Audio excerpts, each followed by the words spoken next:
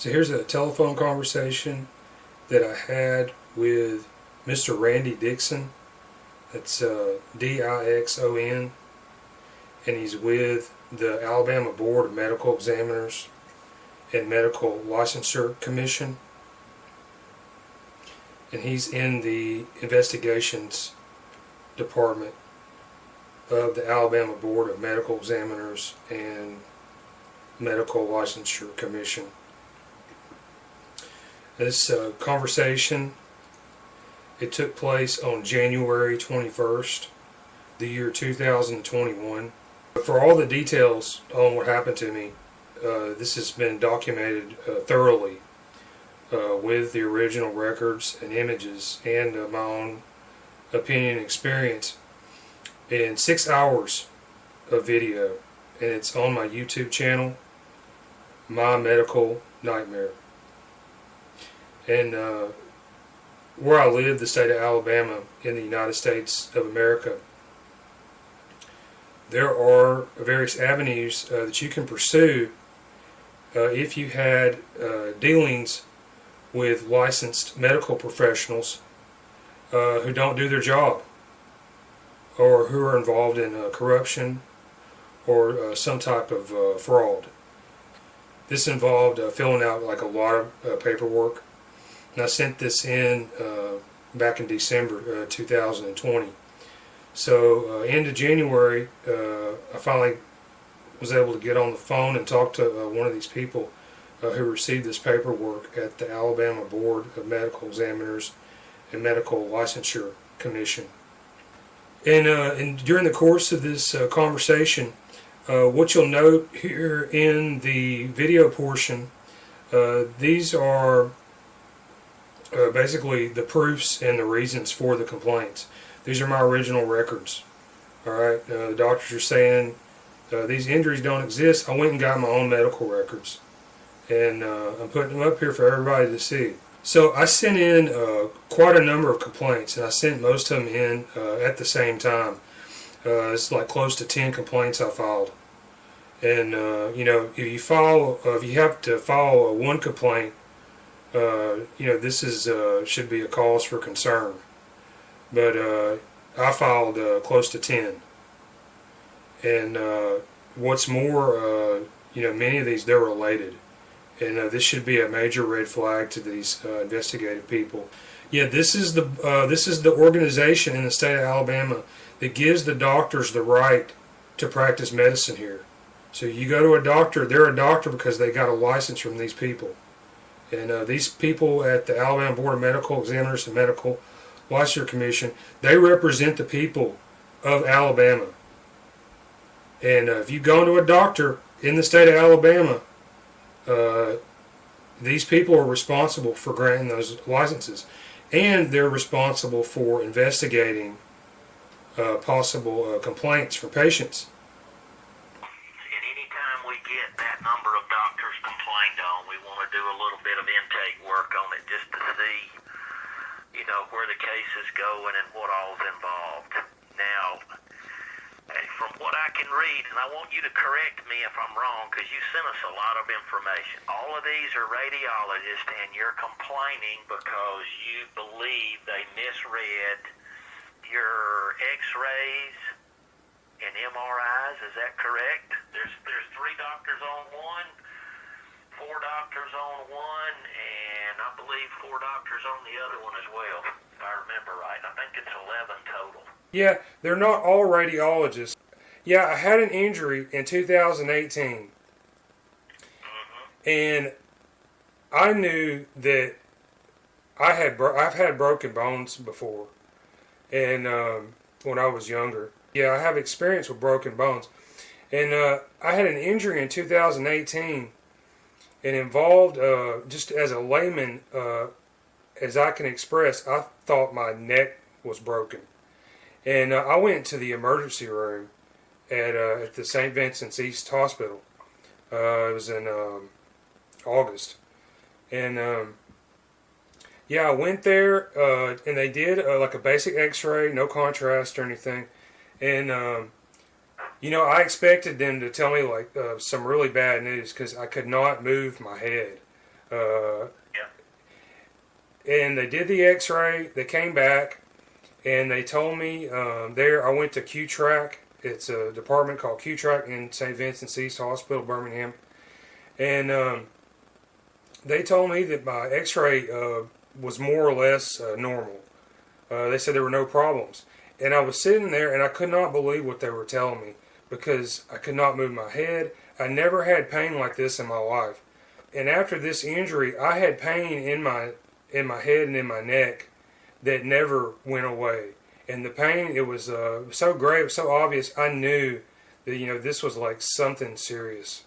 And 8 months passed, and in the 8 months, this is between August and April 22nd,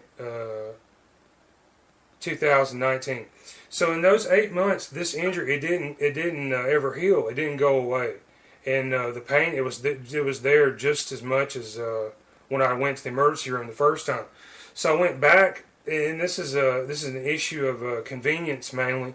I live on this side of Birmingham, and I didn't know this until much later. But basically, the St. Vincent's Hospital Network, it's like one of the only games in town, like on this side of Birmingham where I live. So I ended up going to several of these medical practices and doctors, and later on I found out they were all affiliated with St. Vincent's, more or less. And that goes for a lot of those complaints that I sent in. But on April 22nd, the pain got so bad, I had to go back to the emergency room. So I got my records again. This time they did a CT scan without contrast.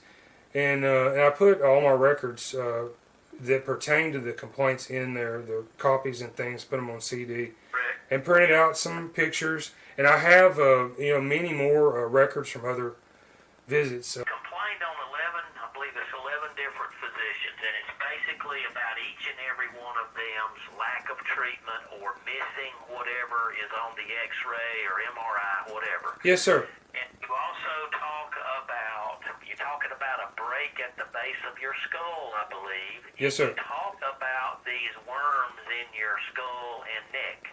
Yes, sir. Have you had any medical professional that has looked at those X-rays or MRIs and said, yes, those are there, all of these other physicians have missed that?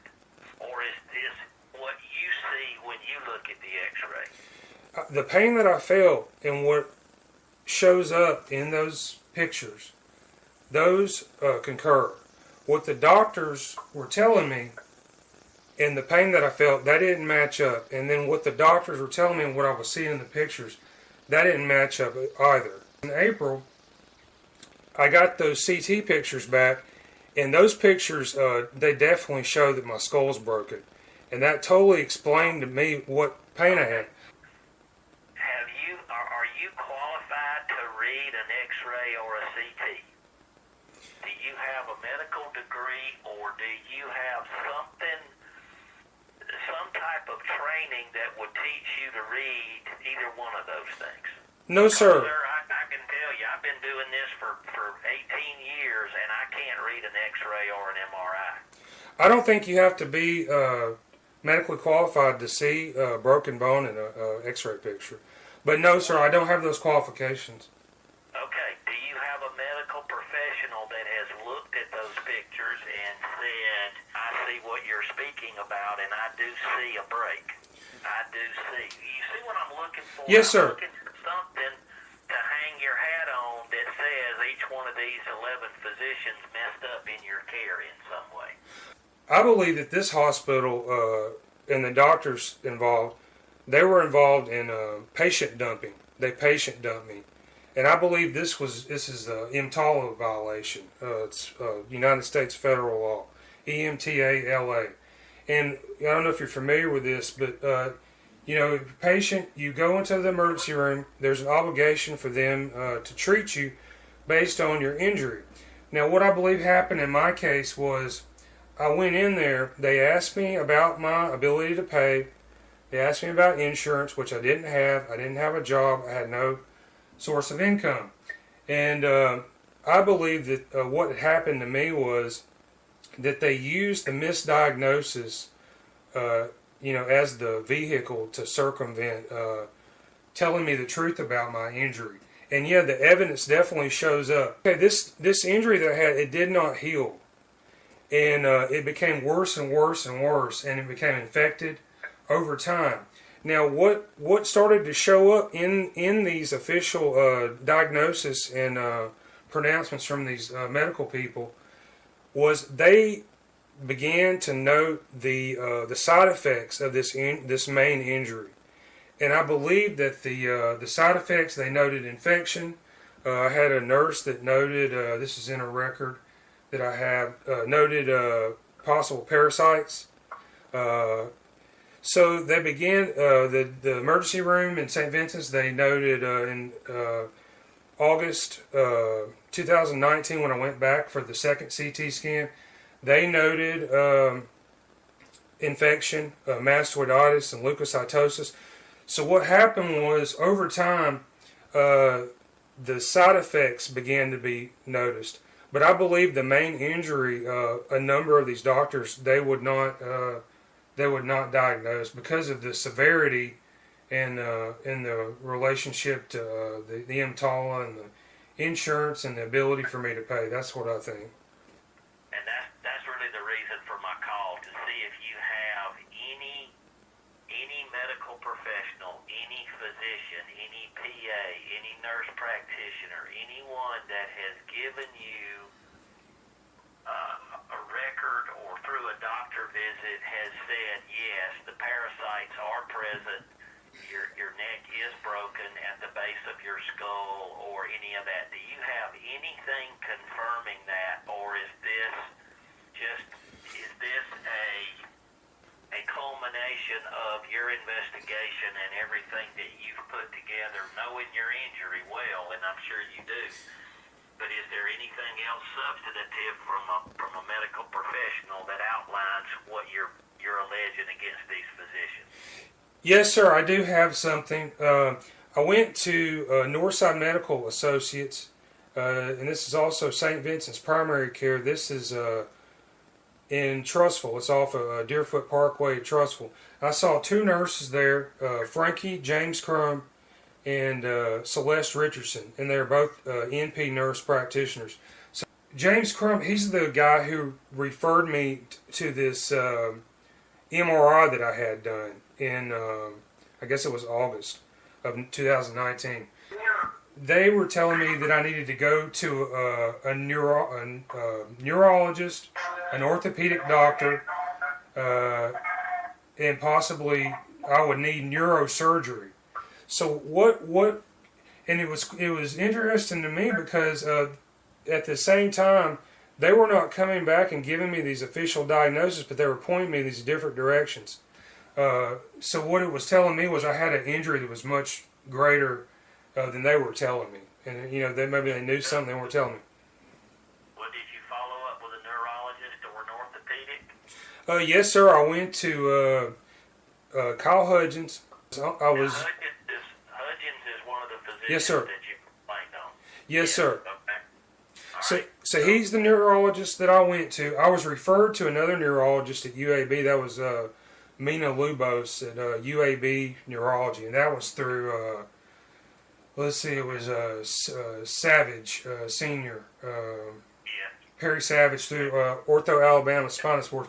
I never went to that appointment because I was put on a waiting list for 3 months, and then after 3 months they called me and they told me my appointment was canceled, and they told me I'd have to wait another month, and it was going to be $300 more. So basically, I didn't go through with that. But yeah, I went to that neurologist, Kyle Hudgens. And he looked at those pictures and told me they were normal. And I paid him, $200 something, close to $300 for that. And I was sitting there, and at this point, I was, going through some kind of chronic phase of this infection. They're telling me to go to all these places, but they're not telling me why. And as to what that tells me is there's a much greater injury there. Are they giving you an official referral? Are they giving you referral paperwork? Did they send paperwork with you? Did they make a referral officially through normal channels to refer you from there to the neurologist or the orthopedic? Yes, sir. Frankie Crum at Northside Medical, he did start a process. He was going to try to get, he told me he was going to try to get me seen by an orthopedic doctor, and they were going to do this through financial assistance with St. Vincent's Hospital. So that did involve some paperwork, and over about 2 or 3 months, there were some phone calls. I've got the voicemails saved where they mentioned that I needed neurosurgery and that type of thing. So yes, sir, I believe so. There were some paperwork involved, but there's a lot of things that they didn't share with me while they did these exchanges behind the scenes. I understand. Okay, well, I think you've told me what I need to know. Yes, sir. We'll go forward, because like I said, you've sent us a lot of information, and I'll Yes, go sir. forward with the review process from here. Thank you.